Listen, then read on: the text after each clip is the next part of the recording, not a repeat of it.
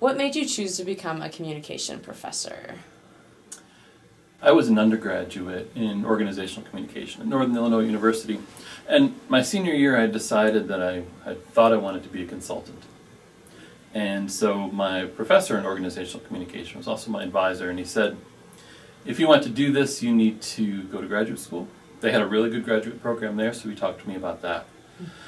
And I was fortunate to get in, and was even more fortunate to be awarded a teaching assistantship.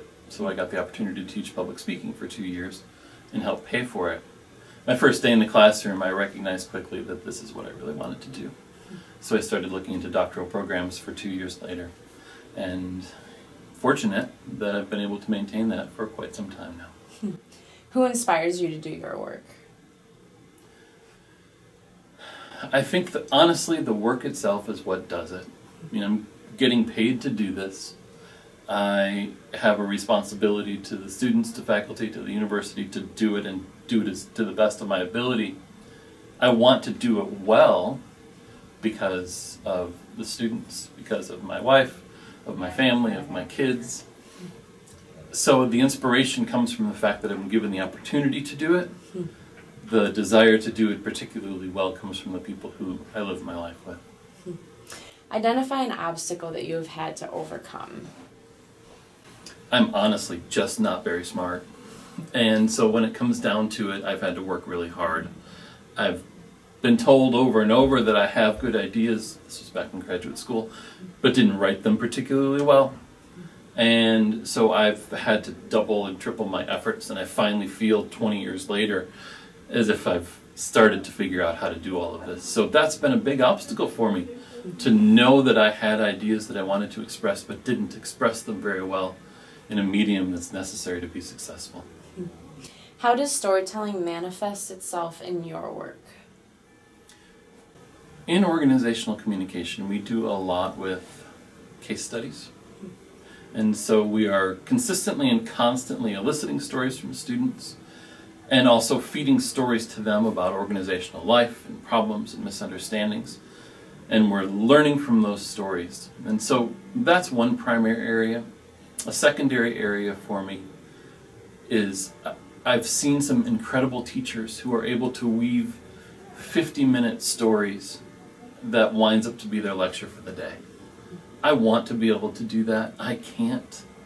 But that in some way inspires me and continues to give me something toward which to look. And then third, this research line that I have on the Lakota, they're a storytelling tradition. And so the information that oftentimes comes to me in the form of stories. Or I try to elicit stories and hope for stories from them. And much of what I learned and have learned comes through that medium. How did you end up at UW-La Crosse? I spent the first 14 years in Ohio teaching in a doctoral program in communication there.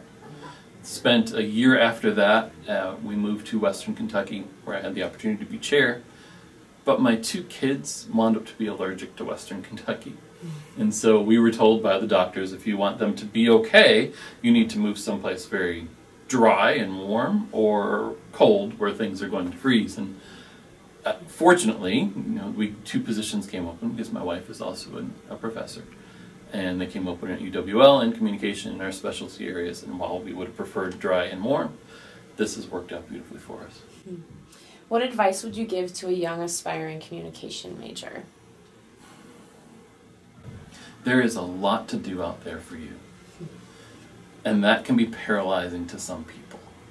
And I want you to recognize that the world needs communication majors as much as they need the specialties, because the specialties don't know how to work with one another.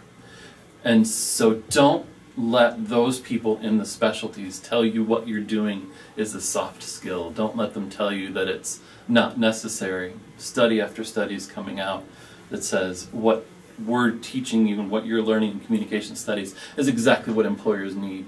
And when you look at the world, you can tell that it's not in good shape. And one of the reasons is the inability to interact well with others. What is a random fact that most people do not know about you? Actually in band with 2 of my brothers. And one of those brothers, my brother John, who's also a communication professor, used to teach at Alfred University in New York. And when he taught at Alfred University, he taught with another professor he was in a band with. His name was Joe Gow. And so I knew Joe from years ago as the guy who was in a band with my brother. And then I showed up to interview, and I'm sitting across from him, and I say, wait a minute, I know you. And so there's this wonderful set of odd connections that music has brought a lot of things together for us. So that's one of those odd facts.